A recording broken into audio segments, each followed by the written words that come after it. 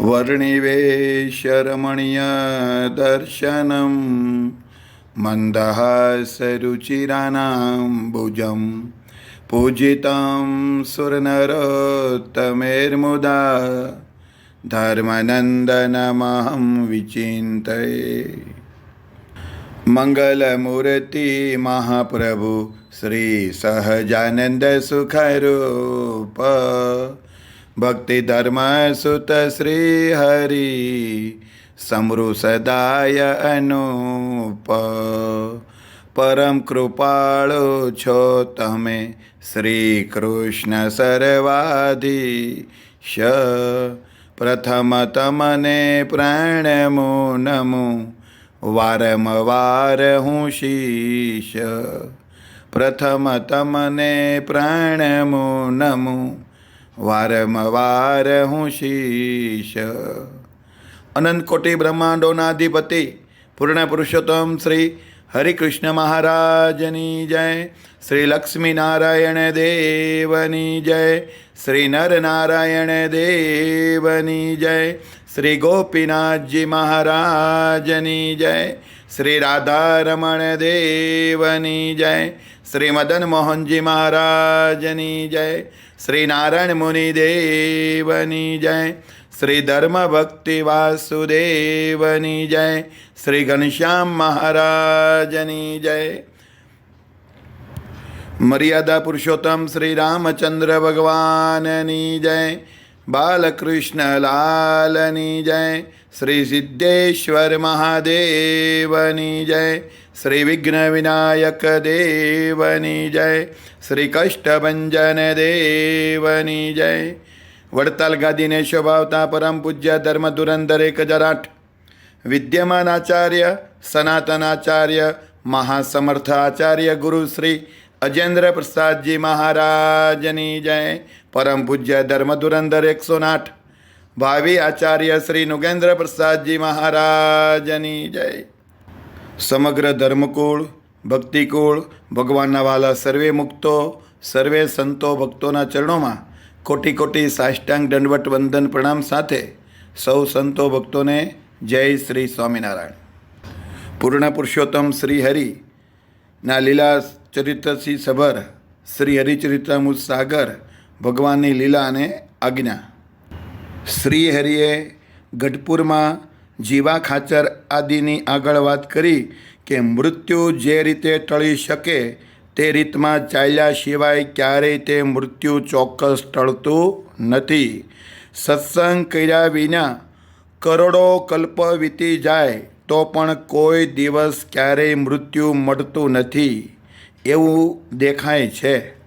મૃત્યુનો નાશ કરનાર તો એક સત્સંગ જ છે। જેમ અમે જાણીએ છીએ તેમ કહીએ છીએ। શું કીધું શ્રીજી મહારાજે કે મૃત્યુનો નાશ કરનાર તો એક સત્સંગ છે। સત્સંગ કર્યા વગર કોઈ દિવસ જન્મ મરણના ફેરા ટળતા નથી।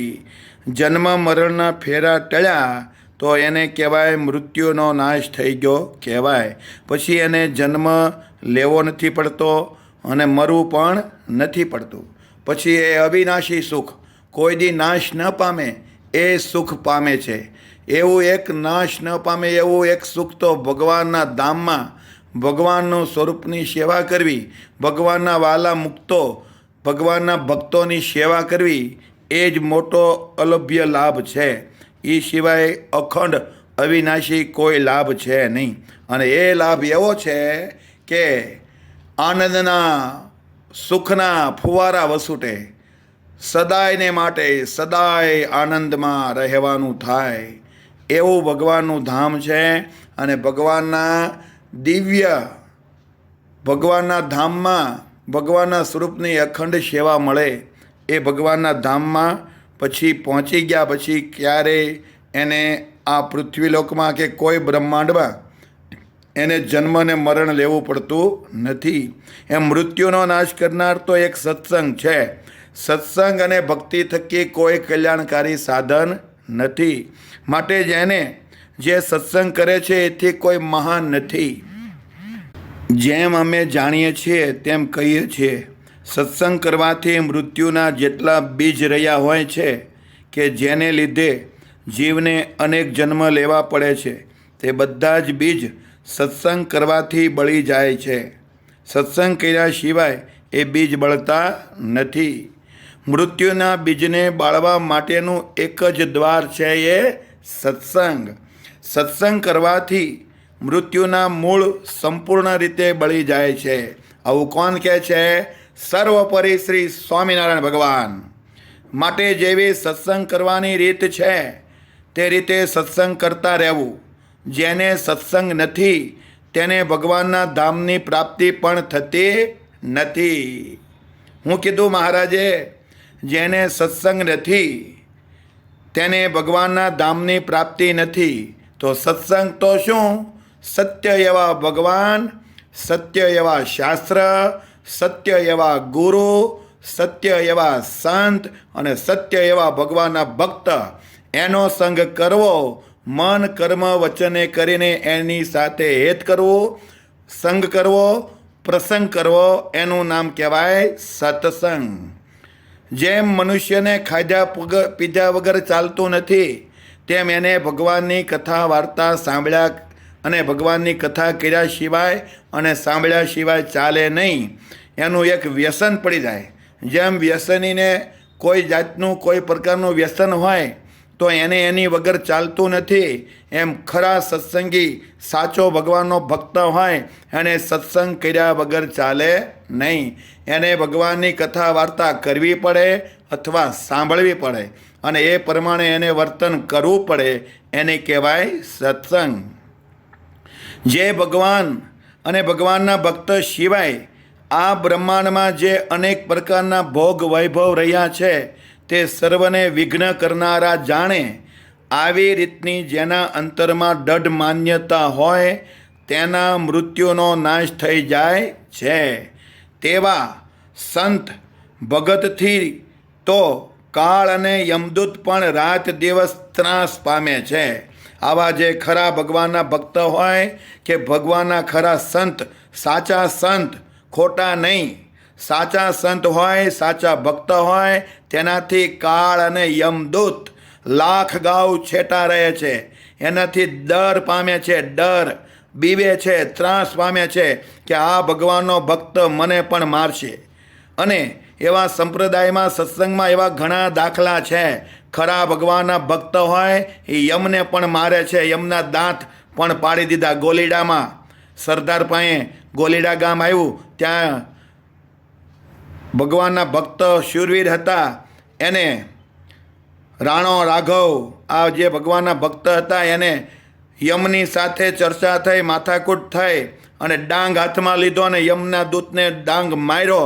દાંત ઉપર વાગ્યો, દાંત પડી ગયો અને ભાગ્યો. હે ભગવાન મને બચાવો. તો ભગવાનના સાચા સંત અને ભક્તથી તો કાળ અને યમદૂત પણ રાત દિવસ ત્રાસ પામે છે, ડરે છે, ડર લાગે છે. સત્સંગની આવી અલૌકિક વાત છે. આવું સમજીને જે સત્સંગ કરે છે તેનું જ નામ સત્સંગી કહેવાય છે. આવા જેનામાં ગુણ હોય, આવા જેનામાં લક્ષણ હોય, ભગવાનમાં પ્રીતિ હોય, ભગવાનની આજ્ઞા પાળતા હોય, ભગવાનના વાલા સંતો ભક્તોને આચાર્ય મહારાજને રાજી કરતા હોય, એને જ ખરો સત્સંગી કહેવાય. જેને નામ માત્રનો સત્સંગ છે તેને તેનાથી માઇક સુખ મળે છે.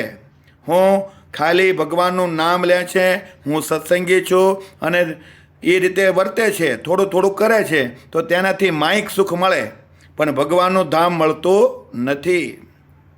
સત્સંગનું જે મૂળ છે તેની જેના મનમાં અરુચિ ન હોય, પણ જે પોતાના મનમાં તે સત્સંગના મૂળ ઉપર જેવો ભાવ રાખતા હોય તેવું તેને સુખ મળે છે. જેટલા સંતો અને હરિભક્તો બાય ભાઈ છે તે બધા જ સત્સંગનું મૂળ છે, એમ અમે સ્પષ્ટપણે કહીએ છીએ. સત્સંગનો પક્ષ રાખ્યાનું ફળ શું મળે એ હવે મહારાજ કહે છે. સત્સંગના જેટલા મંદિર છે તેમજ જે ધર્મવંશી આચાર્ય છે અને તેમના જે ધર્મ નિયમો છે તેની અને સત્સંગની જે પોતાની શક્તિ પ્રમાણે સત્સંગ ઉપર ભાવ રાખીને મદદ કરે છે તે ભગવાનના ધામને પામે છે.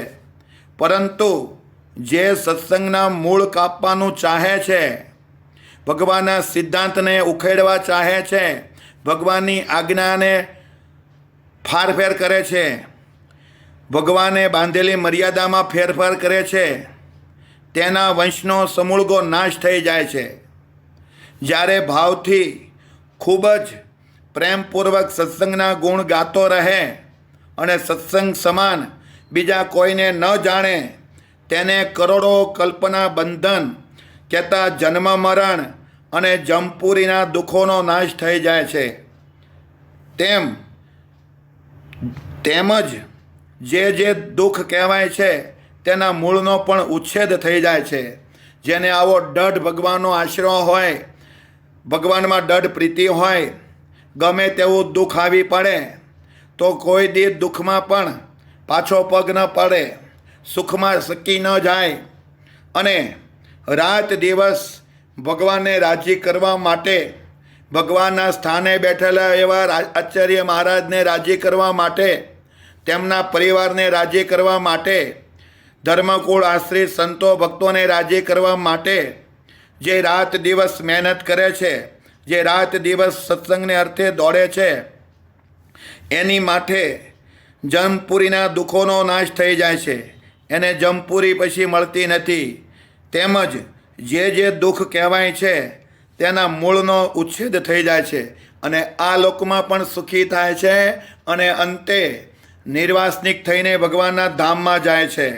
જે સત્સંગ વગરના હોય તેને બ્રહ્માંડનું રાજ્ય મળે, ગમે તેટલું ધન મળે, કરોડોપતિ હોય, અબજોપતિ હોય, ખરવોપતિ હોય, નિખરવોપતિ હોય, કેટલીય સોનામહોર મળે અને જે કોઈ પણ બાબત હોય તે સર્વ તેને આધીન હોય અને એક પણ બાબતમાં તે પરાધીન ન હોય તો પણ તેને મૃત્યુ અને મૃત્યુ સિવાયના અપાર રોગ લગાર પણ ક્યારેય મટતા નથી. શું કીધું મહારાજે? ગમે તેટલો ધનવાન હોય, આખા પૃથ્વીનું રાજ્ય એની પાસે હોય, આખા પૃથ્વીનું ધન એની પાસે હોય, પણ એના અસાધ્ય રોગ મટતા નથી, જન્મ મરણના દુઃખ પણ મટતા નથી. પણ જે સત્સંગ કરે છે પ્રેમથી, શ્રદ્ધાથી, લાગણીથી, મન કર્મ વચનથી ભગવાનની પ્રસન્નતા કરવા માટે જે કરે છે એના આ લોકના તમામ દુઃખ મટી જાય છે અને પરમ સુખિયા ભગવાન આ લોકમાંય કરે છે અને અંતે નિર્વાસનિક કરીને ભગવાન એના ધામમાં લઈ જાય છે. પરાણે બળાત્કારે કહેતા પરાણે ભગવાન એના ધામમાં લઈ જાય, એના સ્વરૂપનું, એના ધામનું સુખ આપે છે. આ સત્સંગની મહાનતા છે. સત્સંગ કરવાથી તો જે દુઃખ હોય તે તમામ મટી જાય છે અને સુખ તમામ પ્રાપ્ત થાય છે. પ્રહલાદજી, પ્રિયવ્રત એવા અનેક અપાર રાજાઓએ સત્સંગ કર્યો હતો, તેથી તેમની જેવી કીર્તિ થઈ હતી તેવી બીજા કોઈ રાજાની કીર્તિ થઈ નથી.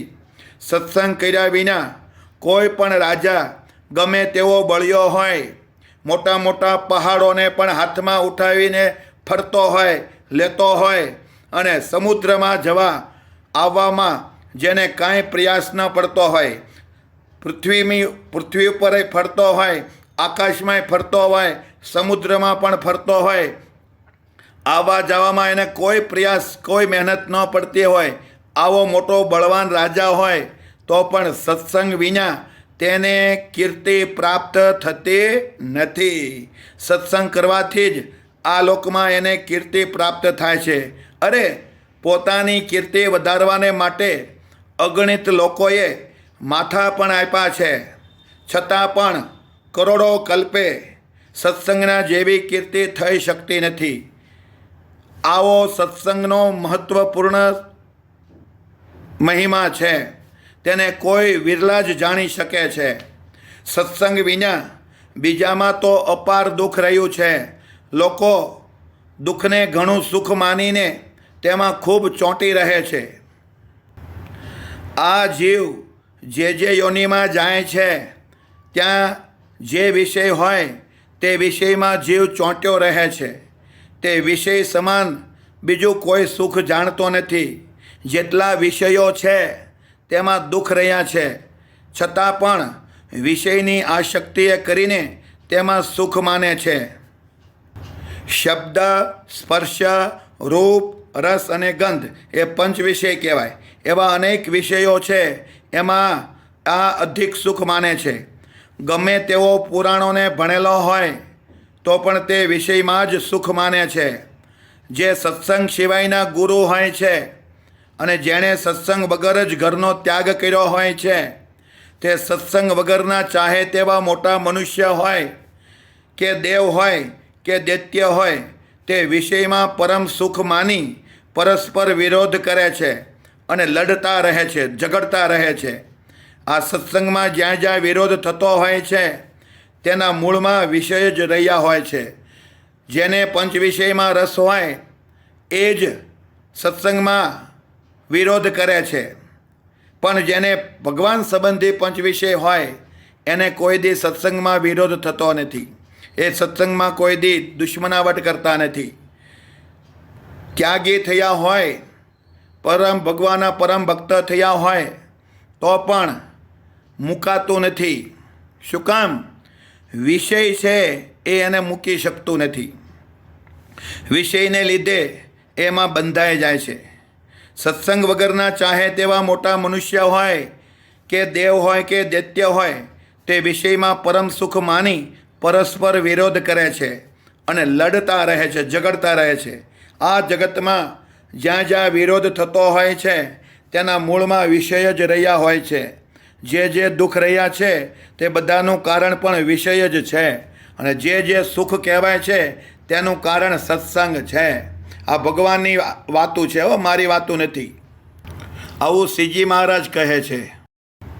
જે દુઃખ રહ્યા છે તે બધાનું કારણ પણ વિષય જ છે, અને જે સુખ કહેવાય છે તેનું કારણ સત્સંગ છે. આવી રીતની જે સમજણવાળા છે તેનો જ સત્સંગ સાચો છે. સાચા સત્સંગ વિના માણસને સત્સંગનું જેવું સુખ છે તેવું લગાર પણ આવતું નથી. સત્સંગનું સુખ તો અપાર છે, પરંતુ સત્સંગને જે રીતે સમજવો જોઈએ તે સમજણની વાત ઘણી દુર્લભ છે. મનુષ્ય જેમ જેમ સત્સંગ કરે છે તેમ તેમ સત્સંગની વાત અગાધને અગાધ રહે છે. સત્સંગની વાત તો આવી મહત્ત્વપૂર્ણ કહેવાય છે. સત્સંગ કરતાં રહેવું તે અનંત શાસ્ત્રોની સારભૂત વાત છે. જ્યાં સુધી સત્સંગ ન કરે ત્યાં સુધી અપાર શાસ્ત્રને ભણ્યો હોય છતાં એક પણ શાસ્ત્રને તે ભણ્યો નથી. જ્યારે મનુષ્ય સત્સંગ કરે છે ત્યારે માનો બધા જ ગ્રંથને ભણી ચૂક્યો છે.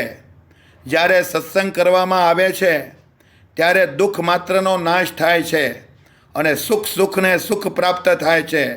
સત્સંગ આવો મહાન બળિયો છે, તેના સમાન બીજું કાંઈ નથી.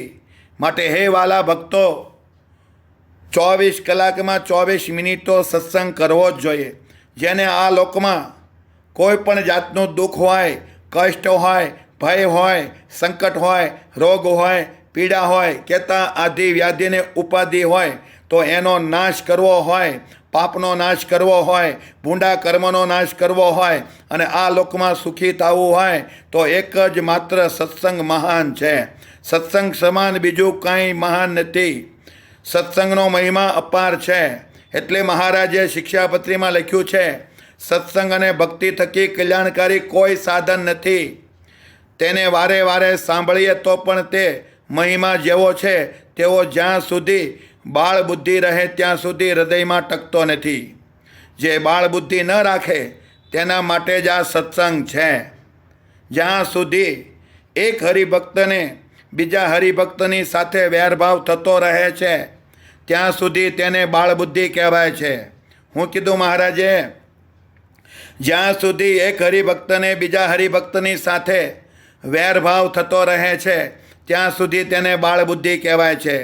જો સત્સંગનો મહિમા જાણ્યો હોય તો કોઈ દિવસ સીધી લીટીના વારસદાર એવા આચાર્ય મહારાજ સાથે ક્યારેય એમાં અભાવ ન આવે, એની સાથે વેર ન થાય, એની સાથે દુશ્મનાવટ ન થાય. પણ સત્સંગને સમજ્યા નથી એટલે વેરભાવ થાય છે. અને સીધી લીટીના વારસદાર એવા જે આચાર્ય મહારાજે જે સંતોને દીક્ષા આપી હોય અને જે સંતો પંચવર્તમાન પાળતા હોય એમાં પણ કોઈ દિવસ વેરભાવ ન થાય, એનો અભાવ ન આવે. અને જે સીધી લીટીના વારસદાર આચાર્ય મહારાજ છે અને જે એ આચાર્ય મહારાજે જે હરિભક્તોને ગુરુ મંત્ર આપ્યો હોય એ જ સાચો સત્સંગી કહેવાય છે. અને એને જે આચાર્ય મહારાજે જે સાધુને ગુરુ મંત્ર આપ્યો હોય એને દીક્ષા આપી હોય એ જ સ્વામિનારાયણ સંપ્રદાયના સાચા ત્યાગી સાધુ કહેવાય છે. બાકી બધાય બાળ બુદ્ધિ કહેવાય છે.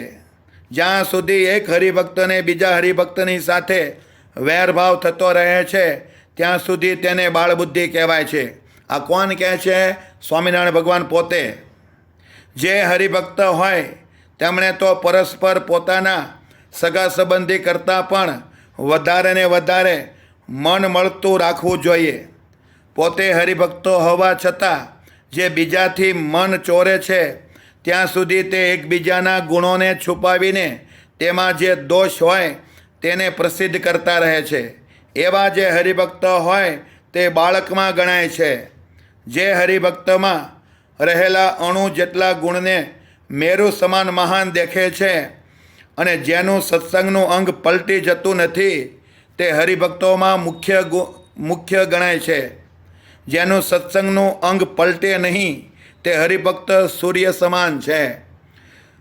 આવા સીધી લીટીના વારસદાર મળ્યા, મૂળ સંપ્રદાય મળ્યા, મૂળ દેવ મળ્યા, મૂળ મંદિર મળ્યા, મૂળ ગાદી મળી, મૂળ આચાર્ય મહારાજ મળ્યા, મૂળ શાસ્ત્ર મળ્યા, મૂળ સીધી લીટીના વારસદાર આચાર્ય મહારાજે દીક્ષા આપી એવા સંત મળ્યા, એવા હરિભક્ત મળ્યા અને પછી સત્સંગમાં જેને અભાવ આવે છે તે એ હરિભક્ત કહેવાય નહીં.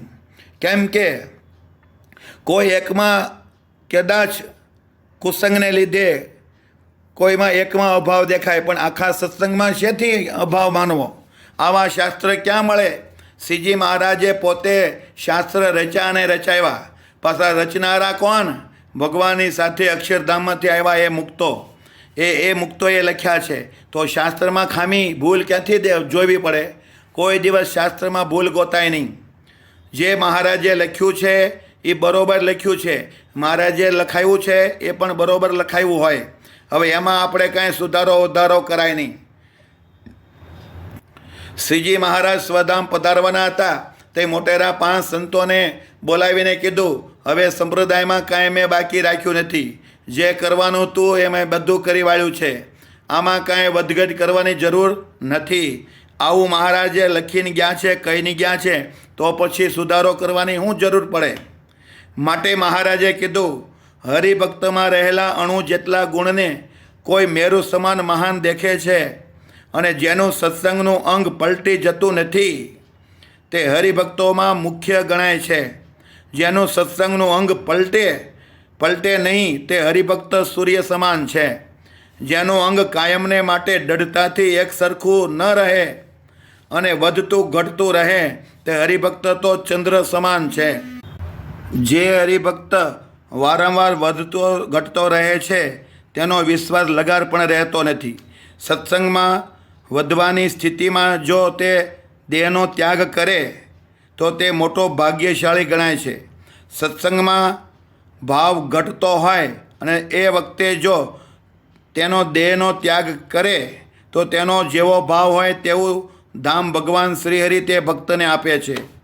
હરિભક્તના દિલમાં જે રીતનો ભાવ રહ્યો હોય તેને ભગવાન ચોક્કસ રૂપમાં જાણતા હોય છે. તેથી ભગવાન તે ભક્તનું જતન કરતા રહે છે, રક્ષા કરે છે. જે હરિભક્તને સત્સંગ ઉપર જેવો ભાવ વર્તતો હોય તેવું સુખ તેના અંતરમાં શ્રીહરિ આપે છે. સત્સંગ અલૌકિક સુખ લેવા માટેનો જ છે. સત્સંગ કરવા છતાં પણ જો સત્સંગનું સુખ ન આવતું હોય તો સત્સંગ કરવામાં તેટલી કસર રહી હોય છે. આ સત્સંગ તો અલૌકિક સુખ લેવા માટેનો છે. તે સત્સંગ કરવા છતાં પણ જો દુઃખ રહેતું હોય તો સત્સંગ કરનારની સમજણમાં તેટલી કસર છે. સત્સંગ અનંત અને અપાર જાતના દુઃખોનો નાશ કરનારો છે.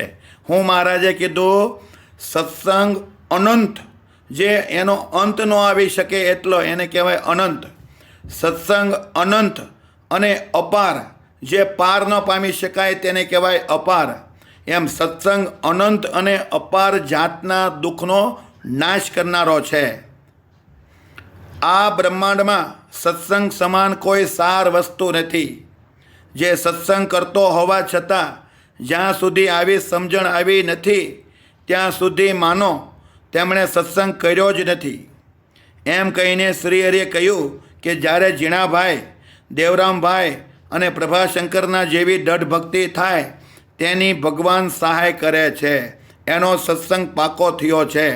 માટે હે ભગવાનના વાલા ભક્તો, આ લોકમાં સુખી થવું હોય, તત્કાળ સુખી થવું હોય અને ભગવાનના ધામમાં જવું હોય તો સત્સંગ કરો. સત્સંગ એક વસ્તુ એવી છે, ગમે એવા દુઃખ હોય, દર્દ હોય, આધિ વ્યાધિ ઉપાધિ હોય, કષ્ટ હોય, ભય હોય, સંકટ હોય, રોગ હોય, પીડા હોય, બધોય નાશ પામી જાય અને આ લોકમાં ખૂબ ભગવાન સુખ્યા કરે. લાંબી આયુષ જોતી હોય તો ભગવાન લાંબી આયુષ આપે. આ લોકના સુખ જોતા હોય તો ભગવાન આ લોકના સુખ આપે. આ લોકમાં એને યશ કીર્તિ જોતી હોય તો ભગવાન આ લોકમાં યશ કીર્તિ આપે, માન મોટપ આપે, બધું આપે. કોઈ ખામી રાખતા નથી, કેમ કે ભગવાનનો પરમ ખરો એકાંતિક ભક્ત છે. જોકે ભગવાનના પૂર્ણ હરિભક્ત તો એને જ કહેવાય જે કંઈ કરે તે ભગવાનની પ્રસન્નતા માટે જ કરતા હોય છે. આ લોકના સુખ માટે એ કરતા નથી. છતાં ભગવાન પરાણે બળાત્કારે સામે આવીને ભગવાન એ ભક્તને આ લોકના પણ સુખ આપે છે અને અંતે નિર્વાસની કરીને ભગવાન એના ધામમાં લઈ જાય એના સ્વરૂપનું અખંડ સુખ આપે છે. શ્રીહરિના પાર્ષદ ભગુજીની કીર્તિ સાંભળીને અસુરો દાજવા લાગ્યા. શ્રી સહજાનંદ સ્વામી શ્રીહરિના ચરણકમળ સર્વે સુખનું મૂળ છે અને ભયંકર સંસારના બંધનને ટાળનારા છે. માટે હું તેને વારંવાર વંદન કરું છું. એવા શ્રીહરિ અનેક જીવોનો ઉદ્ધાર કરવા માટે અવતાર લઈને પ્રગટ થયા છે. તેથી પોતાના ઉદ્ધાર માટે જે કોઈ તેમને શરણે આવે છે તેને શ્રીહરિ ભવપાર ઉતારે છે. હવે હું સંભાળીને 29મું પૂર લખું છું. આ પૂરમાં વિક્રમ સંવત 1882ના વર્ષના ચરિત્ર લખવાનું મેં ધાર્યું છે. શ્રીહરિના જેટલા ચરિત્ર છે તે બધાને કહીએ તો તેનો પાર આવે તેમ નથી. માટે હું સંક્ષેપથી ટૂંકમાં કહું છું, છતાં પણ તેનો ઘણો વિસ્તાર થઈ જાય છે. જે શ્રીહરિના ચરિત્ર છે તેનું કોઈ કારણ બતાવવામાં ન આવે તો તેમાં રુચિ થતી નથી, પ્રેમ થતો નથી. પણ જો કારણ દેખાડવામાં આવે તો રુચિ થાય છે. કોઈ હેતુ બતાવવા જઈએ તો વળી તેમાં અવાંતર બીજા હેતુ આવી જાય છે. તે અવાંતર હેતુને છોડી શકાતા નથી. તેને લીધે ગ્રંથ વધી રહ્યો છે. જેમ જેમ ગ્રંથ લેખન સુગમ થાય એવો વિચાર કરીને હું લખું છું. પણ જેમ વિચાર કરું છું તેમ તેમ તે કઠણ થતું જાય છે.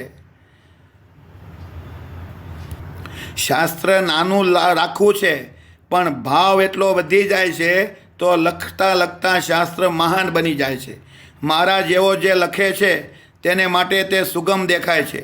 ટીપે ટીપે ધીમો વરસાદ વરસે તો તે પાણી તળાવ કે નદીમાં જાતું નથી, માત્ર ભૂમિ ઉપર થોડું ઠેરાય છે. પણ જ્યારે વરસાદ વધારે પડે છે ત્યારે અપાર પાણી સાગરમાં જતું રહે છે. તેનો કહેતા પાર આવતો નથી. જે 999 નદી પ્રસિદ્ધ કહેવાય છે તેમાં એક એક નદીમાં નિરંતર પાણી વહેતું રહે એવી થોડી નદીઓ છે.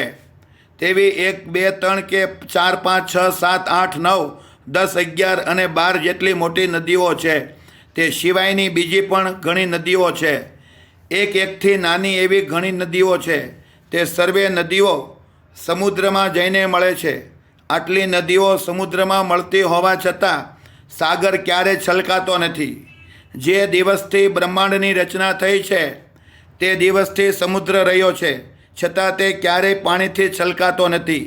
માટે જ તેનો મોટો મહિમા કહેવાય છે. 100 વર્ષ સુધી આ પૃથ્વીમાં કાળ પડે, એક ટીપું પણ પાણી વરસાદનું ન પડે તો પણ સમુદ્ર ક્યારેય સુકાતો નથી. એટલો મોટો અગાધ મહિમા સમુદ્રનો છે. શ્રીહરિમાં ચિત્ત લાગે તેના સર્વે પાપો ભાગે. સંતો, વર્ણી અને ભાઈ હરિભક્તો સૌ શ્રીહરિના ચરિત્રોમાં પ્રેમ ભાવવાળા છે, પણ તે બધા એક રીતના હોતા નથી. કેટલાક ભક્તોનું દિલ ચરિત્ર સાંભળવામાં સાગર જેવું વિશાળ હોય છે. કેટલાક ભક્તોનું દિલ ચરિત્રો સાંભળવામાં મોટી નદી કે મોટા સરોવર જેવું હોય છે. એકથી નાના કરતાં પણ જે નાના ભક્તો છે તેમાં ઘણા હરિચરિત્રને સાંભળવામાં નદી જેવી રીતના હોય છે. કેટલાક ચરિત્ર સાંભળવામાં સરોવરની રીતના હોય છે. શ્રી હરિચરિત્રમાં જેને જેવી પ્રીત હોય તે જ્યારે ચરિત્ર સાંભળે છે ત્યારે દેખી શકાય છે. ભગવાનના ચરિત્રની વાતો જેટલી સાંભળવામાં આવે છે તેટલા તે સાંભળનારાના કરોડ કલ્પના બધા જ પાપ છૂટી જાય છે, બળી જાય છે. ભગવાન વિના બીજા પદાર્થો માટે રાત દિવસ જેટલા સંકલ્પ કરવામાં આવે છે તેનું ફળ તો જન્મ મરણ અને જમપુરી હોય છે.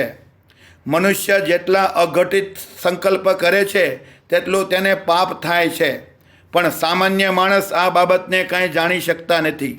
હું કીધું મનુષ્ય જેટલા અઘટિત ખોટા સંકલ્પ પાપ થાય, મન કર્મ વચનેથી એવા ખોટા સંકલ્પ પાપ થાય એવા કરે છે તેનું તેને પાપ થાય છે. પણ સામાન્ય માણસ આ બાબતને કંઈ જાણી શકતા નથી. એ બાબત જાણવી હોય તો સત્સંગ કરવો પડે. જે જીવ શ્રીહરિના સ્વરૂપમાં જેટલું ચિત્ત ચોંટાડે છે તેટલા તેના પાપોનો નાશ તત્કાળ થાય છે. તેને લીધે જ હરિભક્તને આનંદ ઉલ્લાસ રહે છે. ભગવાનના સ્વરૂપમાં ચિત્ત જોડવામાં ખૂબ જ અધિક શ્રદ્ધા રાખવી જોઈએ. કેમ જે શ્રદ્ધા રાખ્યા વિના ક્યારેય પાપના મૂળ બળતા નથી. પાપના મૂળ તો ઘણા ઊંડા હોય છે.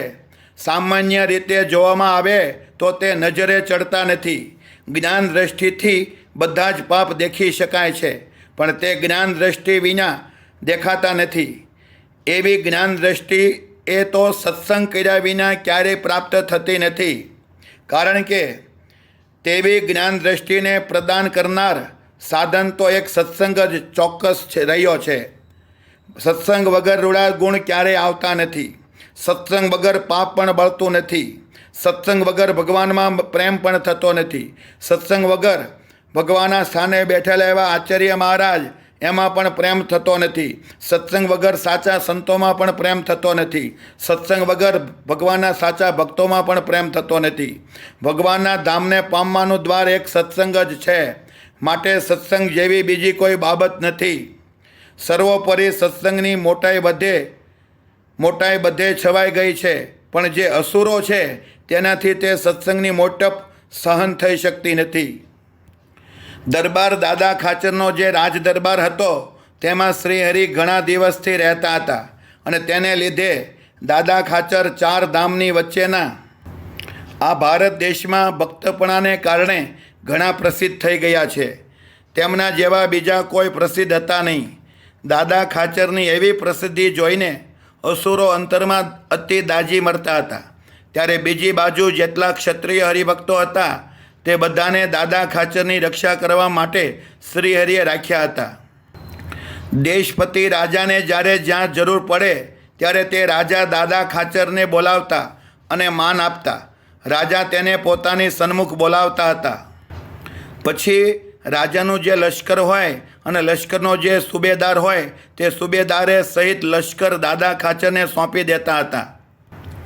તે રાજાના શત્રુની સન્મુખ જ્યારે લડવાનો પ્રસંગ આવે ત્યારે દાદા ખાચરની સાથે ભગુજી આદિ જેટલા ક્ષત્રિય પાર્ષદો હતા તે સાથે રહેતા હતા. આગળની કથા આવતીકાલે. જય સ્વામિનારાયણ.